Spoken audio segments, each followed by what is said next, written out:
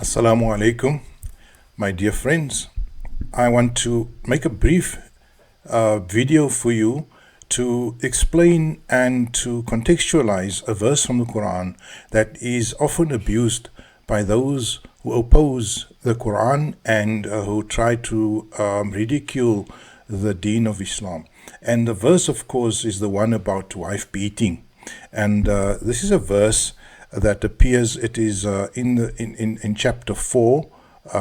It is I think verse 34. I'm not sure now, but I will double check. And I have it here with me. Look at this verse here.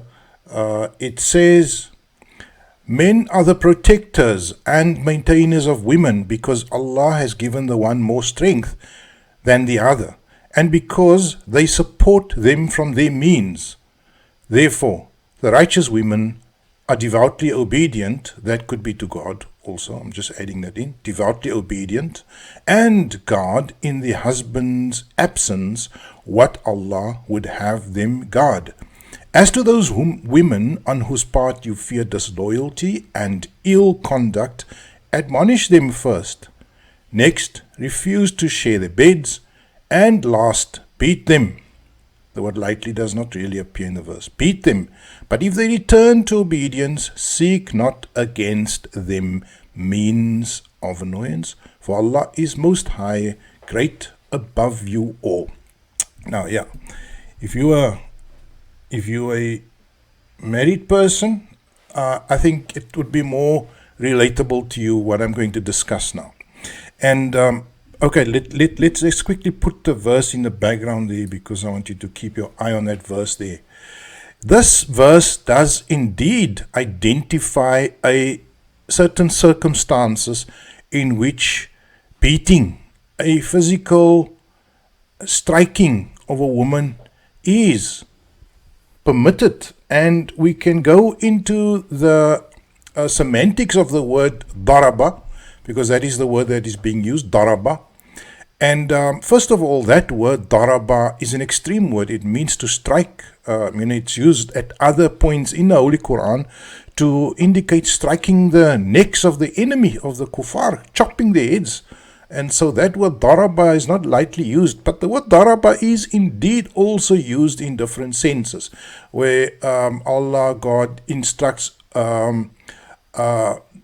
Musa to daraba, to tap his stick on the ocean.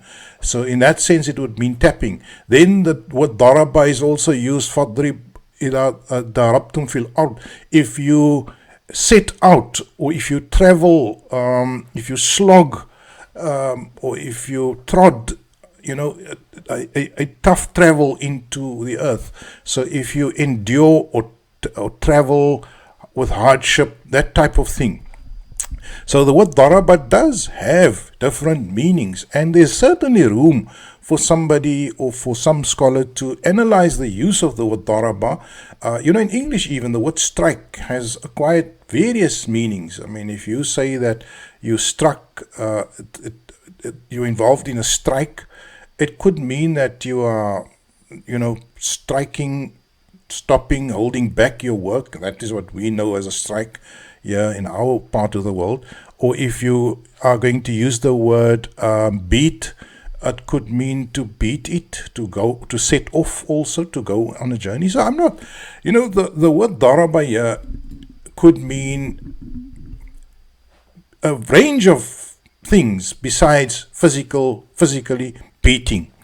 But let us say that Allah, our Creator, was not going to be so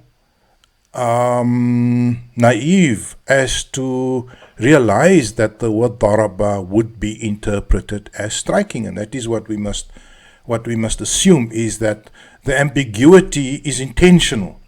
And the ambiguity in this verse, where the verse says strike them, we should be able to draw a range of meanings from it.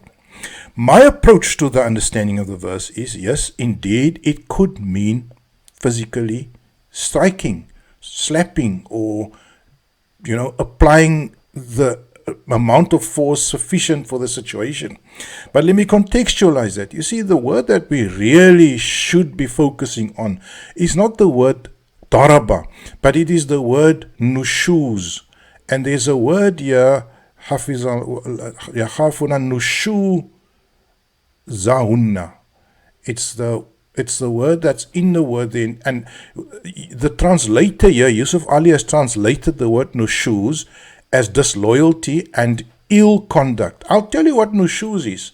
Nushuz is not really disloyalty and ill conduct, because that word nushuz is in fact applied to men at a different verse. Let me just show you this. Look at this verse here. In imra'atu khafat min ba'liha nushuzan. If a wife fears nushuz, it's the Arabic word nushuz again applied here, but now on the form of the husband. When a wife fears cruelty or desertion. So here, the translator has translated the word nushuz to cruelty. Cruelty. Right. So now we have two cases of the word that necessitates the beating.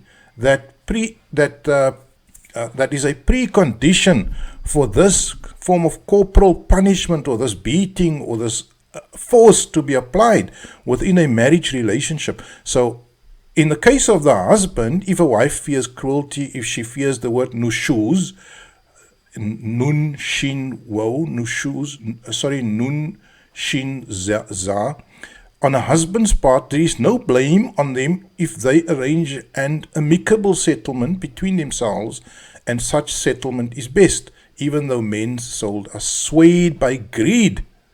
But if you do good and practice self-restraint, Allah is well acquainted with all that you do.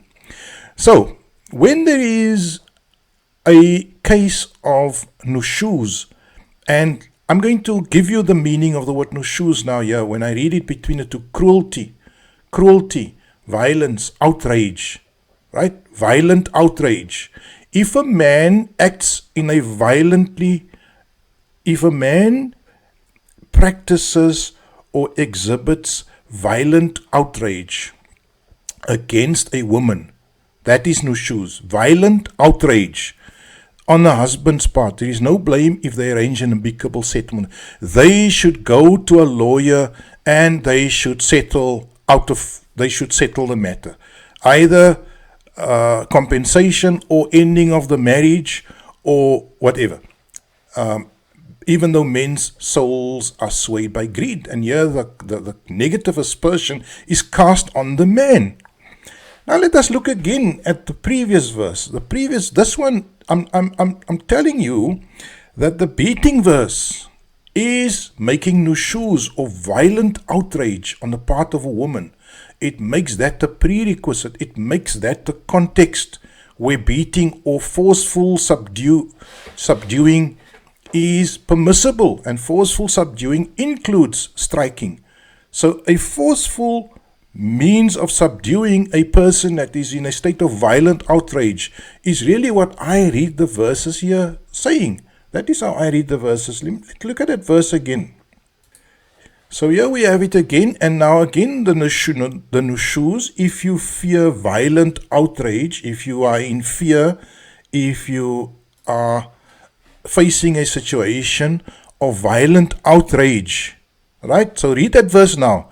Are devoutly obedient to God. I'm not reading to obedient to, well, it's ambiguous again, but could be obedient to God, and guard in the husband's absence what Allah would have them guard, which is obviously her faithfulness, chastity, the loyalty in terms of the assets that they've accumulated.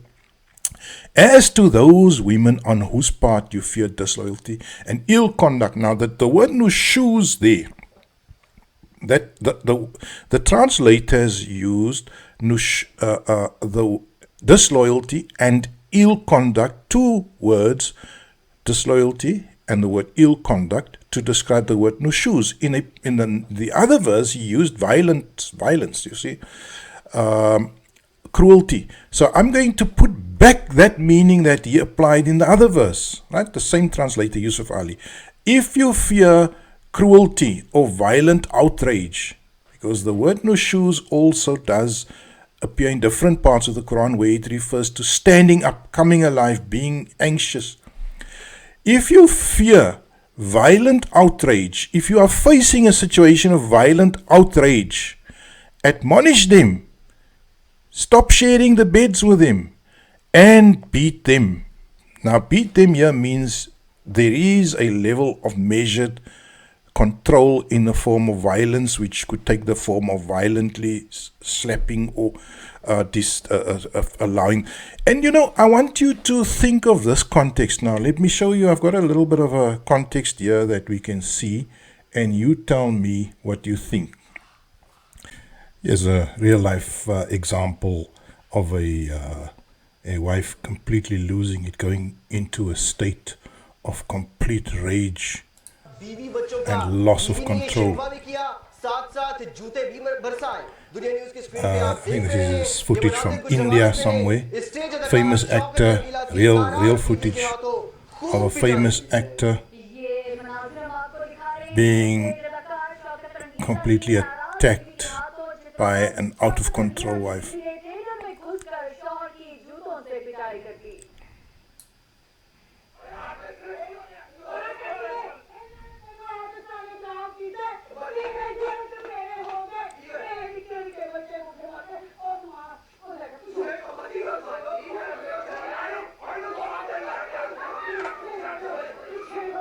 Completely lost it. You see, so that is the context. As you've seen a situation that I've shown you just now, is a possible context where this verse is intended. Violent outrage, nushuz. That the prerequisite is an out of control situation where you need to bring the thing under control. Now I challenge you to look at any situation where a citizen, female or male, is reaching a point of being out of control, where the society does not have the right to bring that situation under control. Now you can either call the police, you can either call the medics, you can either call the neighbors, or you can try to gain control over the situation. And that is the reading that I get of this verse of beating. It is not simply beating. It cannot be beating, because beating for no real reason doesn't fit into the verses of the Quran. If you look at all the verses of women and marriage, they all speak about an amicable relationship. Let me show you some of these verses. Look at this verse here. This is a verse that refers to when a marriage comes to an end, when the partners cannot see eye to eye. Then this is the way that the parting should be. So we can just imagine what the marriage part should be like if the separation is described in this way. Let the women live in iddat, that is the period of delay before she can marry, in the same style as you live, according to your means. So in other words, when the divorce is imminent, you should take responsibility for the well-being of that woman during that period, in the same style as you live, according to your means. Annoy them not. In other words, do not harass them. There should be no harassment, and so as to restrict them. And if they carry life in their wombs, then spend your substance on them until they deliver their burden, their babies. And if they suckle your offspring, give them their recompense. Right? So even when they are still breastfeeding the baby, you should maintain them and take mutual counsel together according to what is just and reasonable. So in other words, seek advice. And if you find yourselves in difficulties, let another woman send the baby to a creche or to a foster mother on the father's expense. Now you see, what are we seeing here? We are not seeing the the Quran is not sketching a relationship of abuse, physical abuse. In fact, the one verse that I raised, that I mentioned to you, identifies rage and nushuz on the side of the husband, which is spousal abuse, as a cause for a woman to seek a legal judgment against the man. So, of course, the Quran assumes physically stronger men. So instead of saying to the woman, when he is violent towards you, then you should fight him or beat him, that's unrealistic in most cases. Although some women would be able to very effectively defend themselves and beat the hell out of the man. But the Quran is assuming a situation where women are physically inferior and would seek legal protection. And so that is what this verse says. You see, that is what this verse says, that if a woman fears cruelty and violence from a man, nushuz again, then they must go for a settlement, an agreement, right? And that means getting a neutral party, getting a lawyer involved, and settling the matter either through a divorce or through an agreement of some other sorts.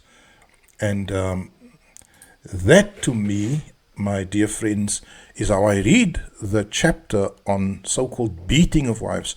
It's really a form of restraint if there should be a situation of violent outrage, nushuz, which is the prerequisite, violence and cruelty on the side of the wife.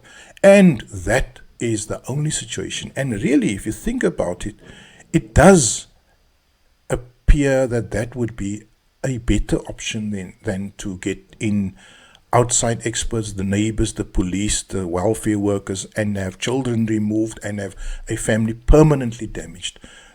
That's just my thoughts. Let me know what you think about it in the comments. If you've got some ideas on the topic, by all means, add your comments. Alhamdulillahi Rabbil Alameen.